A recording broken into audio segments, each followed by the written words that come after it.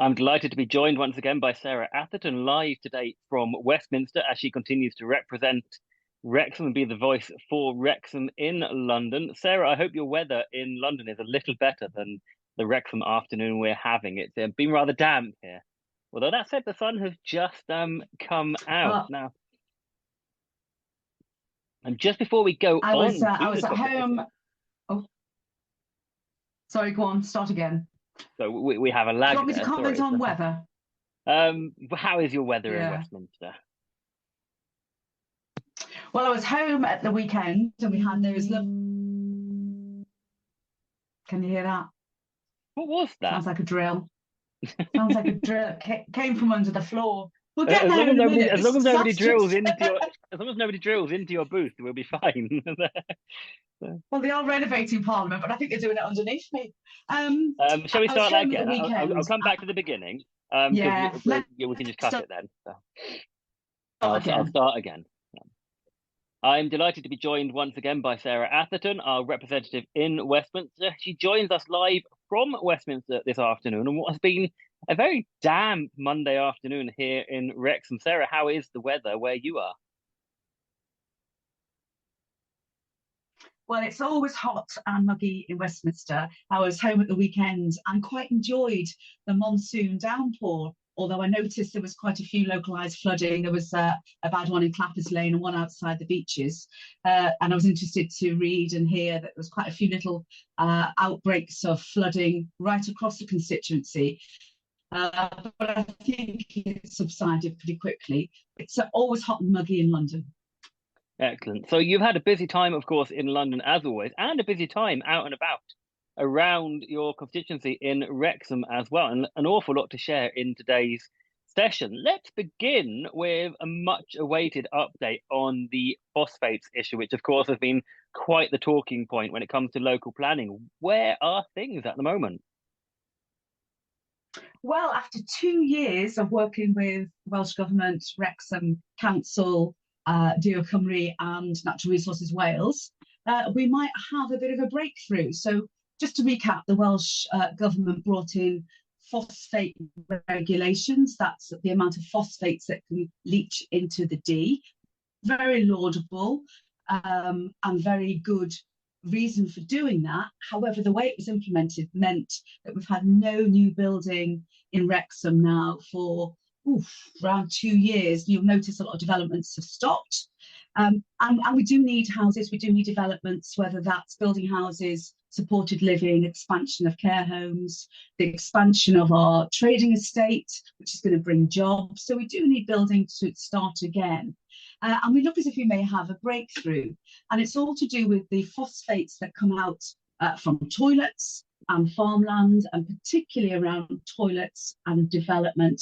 And it's these phosphates that go into the treatment works, which then leaches into the Dee, and how they can reduce those levels of nitrates and phosphates. So that's basically what it's about. It's been rumbling on for 2 years. We have two treatment plants that serve the Wrexham constituency, Gresford and Five Fords. And it looks very much as if Natural Resources Wales, in conjunction with Dio Cymru, are going to be authorising permits so we can start building again in Wrexham. Now, that's not going to happen overnight. It could be summertime by the time we get Five Fords permit. It could be spring when we might get Gresford's permit to start building again. But this is good. This is good news, because we can't have Wrexham being Wales's newest city coming to a standstill. I've been working hard with chief executives of Natural Resources Wales and Dio Cymru and the council to try and resolve this. So light at the end of the tunnel, but there's still some way to go yet, because we still haven't got the green light to start building again. And there is a trade-off. No one wants big housing developments in their backyards. And the local development plan is another issue. We'll probably speak about that on another day. But equally, we do want people to come out of hospital with wet rooms and extensions to their homes. We do want supported living. We do want care homes to be able to expand and relieve the pressure on the hospital. So it's about striking that balance. And unfortunately, to date, We've had no building. So hopefully we'll start seeing an end to that soon. And quite frankly, I don't know what I'm going to do once the phosphate issue is resolved, because it's taken up a lot of my time over 2 years. And I never thought I'd be a bit of a specialist on phosphates. Yeah, I'm drawing on something you mentioned there, which is hospitals and people leaving hospital. Of course, the hospital, Milo, Wrexham Milo Hospital, is something that you're very passionate about and doing an awful lot of work with. And you do have some updates from there as well, don't you? Yes, so Plasgorai, which used to be the old tax office, is going to be transformed at some point. Again, this was on hold because of phosphates, into an outpatients department, relieving some of the pressures on the Myra main site. It's got 200 parking space availability down there. That hopefully will start. The development will start again soon, and we'll start seeing some movement from the hospital to that outpatient site, which will leave the hospital. But as yet, that's not quite on track. But now the phosphate issue will soon be resolved, so will that. So that will relieve some parking, although 200 spaces is not a lot. I go to the Myla quite a lot, and it's got increasingly worse and more difficult to park. And there was people parking along the road, and the traffic wardens were out, and they were sympathising, with people parking there, but they have to ticket them. So people are getting parking tickets on the main road there. People are missing appointments. They're writing to me saying they've been waiting 2 years for an appointment, and then they missed it. And sometimes they can accommodate them coming late, sometimes they can't. So I've written to the hospital and I've written to the council. I've come up with a few solutions for them, some quick solutions, some long-term solutions, and I've offered to work with both the council and the hospital to try and resolve some of the parking issues. Of course, what we really need is a new hospital for a new city. But that's an argument, a long-standing argument, and probably an argument for another day. But at the moment now, I've offered to work with various agencies to try and relieve some of the parking issues, because I know how difficult that is. And by the time you've parked, your blood pressure's sky high anyway, and then you're going in for a hospital appointments, all wound up and anxious. So it's not the best for everyone. And I do know that people are parking there and walking into town. People are parking there and walking to work, and it must be extremely difficult for staff going in on a late shift, 3:30, and having to go round and round trying to find somewhere to park, and then risk parking on double yellows. So I am aware of it. I've highlighted it to various agencies, so I'm waiting to see whether they're going to take up my offer to work with them to resolve it. Excellent stuff. And of course, staying on the subject of the Wrexham Minor Hospital and healthcare in general, of course, you are passionate as an advocate for health for your constituency. What developments do we have in the area of public health?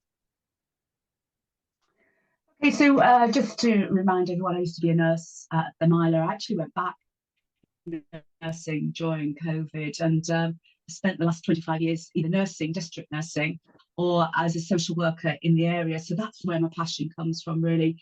And I've been really disappointed with the increasing number of people coming to me concerned about dentistry.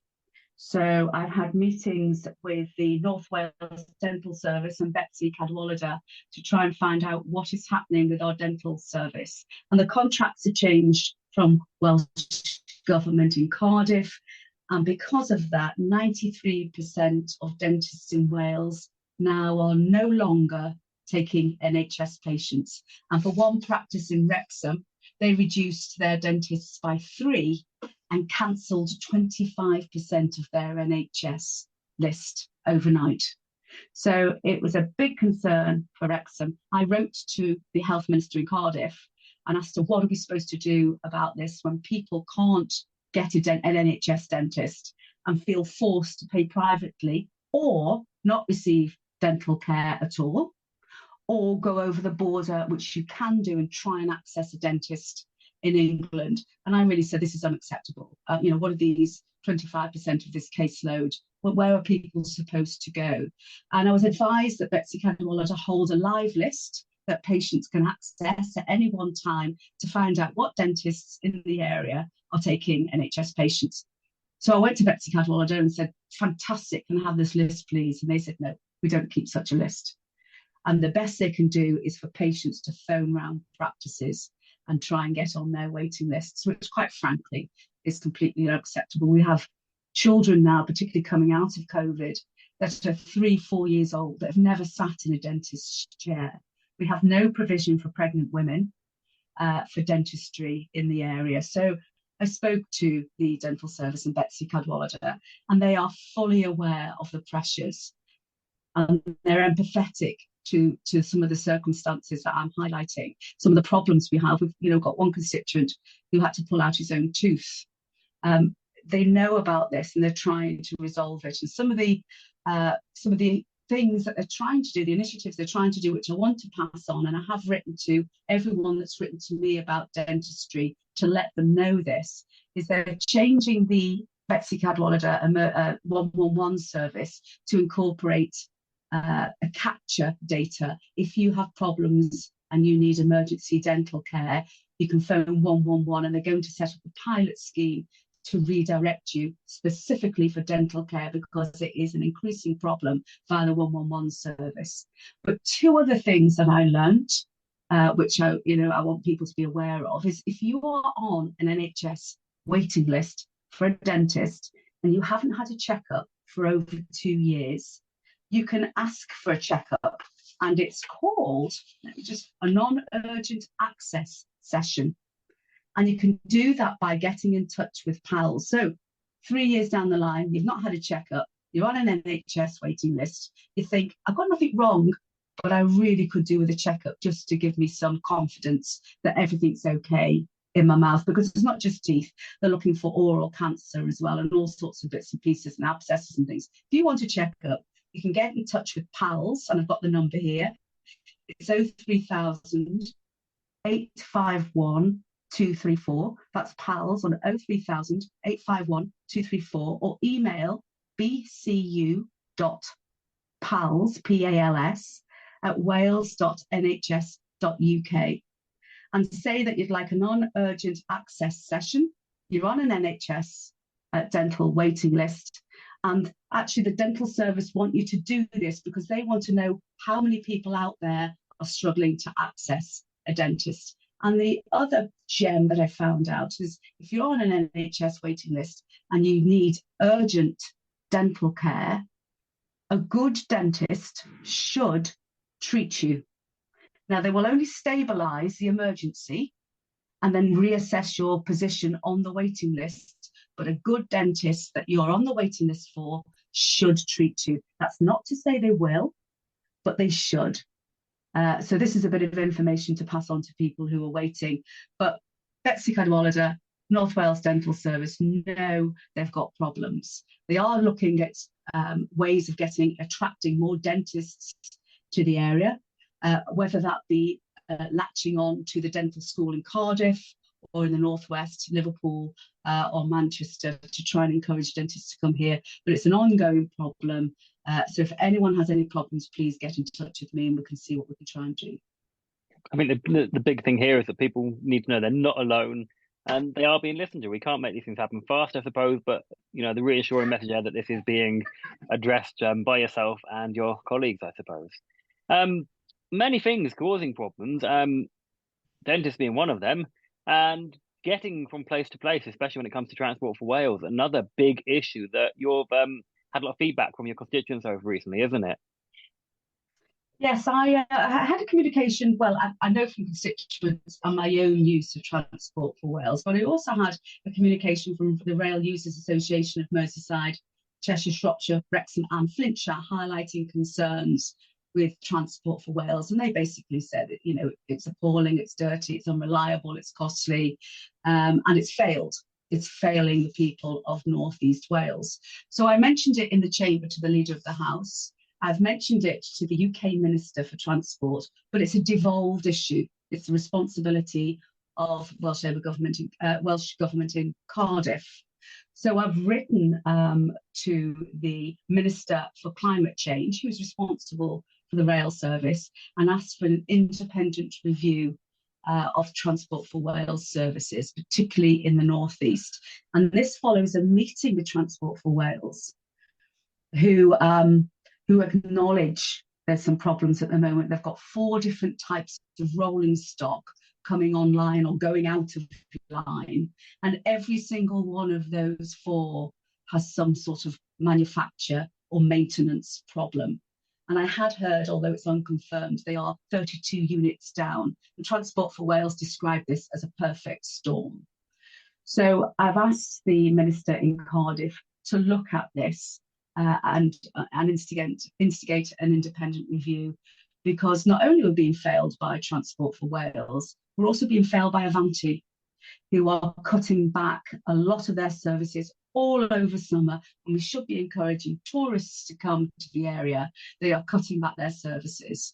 And I've written with my fellow North Wales Conservative MPs to the minister here in the UK government, who's responsible for the Avanti service, not the Transport for Wales, that's Cardiff, to say that, this is Wales's newest city yet again, and the rail service is failing us. And we need to make sure that it's better, more reliable, more cost effective, and we can get people to and from Wrexham.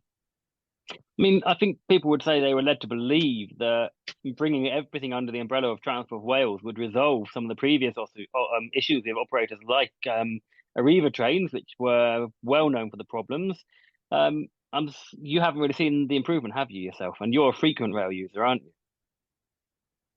Yes, I must be a completely frequent user of rail services all round, really, and it's not good. This morning, for example, the train was late. It did get me to London eventually, but it was late. Quite often, I get jettisoned in Chester. I have been stranded in Shrewsbury before now, and you have to call on relatives to come and pick you up. And it's just not good enough for a new city that's trying to expand and trying to link with the rest of the world, and Manchester Airport and Liverpool and London.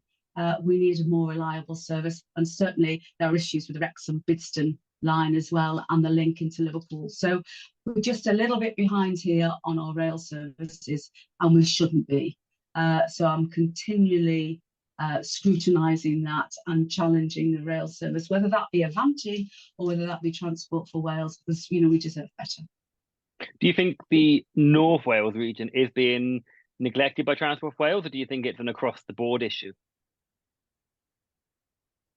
Well, I can't honestly say, because I don't quite know what's going on in South Wales. I'm more invested in North Wales, in particular North East Wales.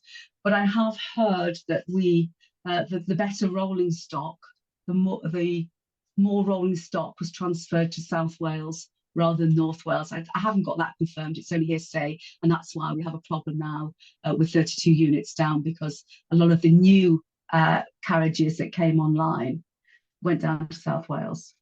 So I'm going to say that we are disserved by it. And as we very well know, you will continue to fight to make sure that here in North East Wales we do get exactly the same standard as anyone would expect across Wales. Moving on, and England as well. Exactly, and we must remember that as well. And moving on from trains, we could talk for hours and hours just about trains. It's quite the hot topic at the moment. But let's look at some other positives as well. And one of the wonderful positive things to come out of your office recently is a visit you had with the Girl Guides in Parliament. How did that go? We spoke about it last time before the event. How was it? Oh, it's absolutely wonderful. So I host every week someone or some group from the constituency, and I think it's wonderful to show them all about the heritage and history that's here in Parliament. So I had the Girl Guides, it's Atherton and Martha Girl Guides came to Parliament, and I always want to give them the horrible histories tour. So I sort of give them a bit about Guy Fawkes and spoke about hang drawing and quartering, and their eyes got bigger and bigger. And then we speak about the suffragettes and how women got the vote. And they were absolutely fantastic. They were engaged. Some of the questions they were asking were absolutely amazing and probing. And it was really lovely to have them down here. So something else I wanted to mention as well, on my website, I have 2 free tickets of a tour of the Speaker's House on the 22nd of July at 13:15. So at 1:15, there are 2 free tickets up for grabs So if anyone's in London and wants a tour of the Speaker's house, he's just opened his house for tours over recess. I have 2 tickets. Please get in touch. So I'm really encouraging people to come to Parliament and have a look around and, have a look at our history and our culture and our constitution and how it all links in. So if you could spread the word, there's 2 free tickets up for grabs. First come, first serve. I think I might have to arrange for a Calon FM visit so we can learn more about how it all works at some point. I think it'd be wonderful to have the context to see what it looks like from inside. But I will make sure those tickets remain available for others. There we are. Okay, you've also been out and about in the community. One of the places you've visited fairly recently is Airlas Walled Garden. They've been doing incredible things recently. They've had a real success recently off the back of an incredibly long amount of hard work. Tell me more about your visit there. So Erlas is the lungs of Wrexham, and it's absolutely a beautiful place to go. So I've been involved trying to support them in whatever way I can from the very beginning. And during COVID, there was concerns about funding and support because they offer support for adults with learning disabilities, and also the veterans go there and try and help with some of the muscly jobs that needs to be done there. And I promote their open days. Now I've got a wedding coming up. My son's getting married soon, so I've been down there to buy their confetti, because what they also do is sell plants and confetti. You can go down there anytime for a cup of tea and a piece of cake and just sit there and absolutely get engrossed in nature. It's a beautiful place. Now their lease is due up very soon, but they're doing really well. They're doing great work in the community. And I'm really hoping that Wrexham Council will renew their lease pretty soon, because if they do, they may be able to access grants, and there may be a large grant out there which they may be able to access to expand what they're doing there, to open it up more to the community, to get people in to do some work experience and just really enjoy the nature that goes on there. And also, if their future is secured via the lease being re-signed, then I'm sure there's media may be interested, because the work they do there is phenomenal. And there's a lot of volunteers there doing great work for the lungs of Wrexham. Fantastic stuff. Moving on back to the topic of the NHS, of course, and we've already heard your passion for the NHS, and particularly for the NHS here in Wrexham, the Wrexham Minor Hospital. But the NHS anniversary, a very important. It's a real milestone in history, isn't it? Tell me a little bit more about your work around that particular topic. Yes, 75 years of the NHS, isn't that amazing? And we need to give thanks, and I particularly give my thanks to all the staff at the Mila, because I know what pressures they're under, both from being local myself and having friends that work there, but also casework, and they're under a lot of pressure at the moment, and everybody needs them at some point. So I'd like to say thank you to them. But I was involved about 2 years ago with securing a grant for a veterans, now just get this title right, Armed Forces Covenant and Veterans Healthcare Collaborative Lead for Betsy Cadwallader. And she's based at the Mila. We got funding for her for a 2-year post, and her name is Zoe Roberts. And she's done fantastic work identifying veterans as they come into the hospital, making sure their specific needs are met within the veterans' charities and services. And although she's supposed to be hospital-based, Zoe doesn't. She goes above and beyond, and she'll help and outreach to anyone in our community. And she's done some really great work. And the hospital's now become veterans aware because of Zoe. Now her funding's coming to an end. It's 2 years. And we're all lobbying really hard to ask Betsy Cadwallader to make that a permanent position. But to say thank you to Zoe, I invited her down to number 10 to an NHS 75 years celebration. So Zoe and I met at number 10, and she met Steve Barclay. And it was my way of saying thank you to Zoe and the rest of the NHS staff for all they do for Wrexham. And I think we really should take away the fact that, yes, we're very much aware the NHS is facing the most challenging times Forces ever faced, but they have, through thick and thin, provided such a wonderful service. And my experience of anybody within the NHS has been absolutely wonderful. Yes, there are issues around appointments, there are issues around access, but the actual support I've had from staff members within the NHS has always been faultless. So I think all of us, would join you in saying that a huge, huge thank you to everybody involved in the NHS. Sarah, that pretty much brings our time today to a wrap. Looking ahead, sort of like to the next month, obviously we're moving into summer now. What does the next sort of month look like for you? Oh, well, I get really excited because I spend more time at home in Wrexham. Although I have one more week here, then I'm going to India for a week with the Defence Select Committee because India is an emerging economy. It's an emerging nation, and it's interesting to see what they're doing around defence, particularly with everything that's going on in Ukraine with Russia. So I'm going there for a week, and then I'll be in Wrexham, where I'll be out and about as much as possible, supporting constituents, getting out there, seeing what's going on, working with the council. We've got a few walkabouts with the council actually in the high street because there's a few consultations going on at the moment around cycle routes in the high street, Regent Street. So I want to have a look at what's going on there. I want to go around the trading estate to see what's happening around phosphates and look at the work that's going on there. And of course, I do a lot of work in the prison to help men who are coming out of prison get the necessary skills to get them back on the right track, get them into work and get them in suitable housing. So I'll be going in and out of the prison a lot. Sounds a bit dodgy, doesn't it? We're going in and out of prison a lot over summer. So I'm just really pleased to be home. Excellent, Sarah. We shall look forward to catching up with you in about a month's time and looking back on what sounds like being a very, very interesting month ahead. In the meantime, thank you ever so much for your time today. Thank you. Thanks for having me.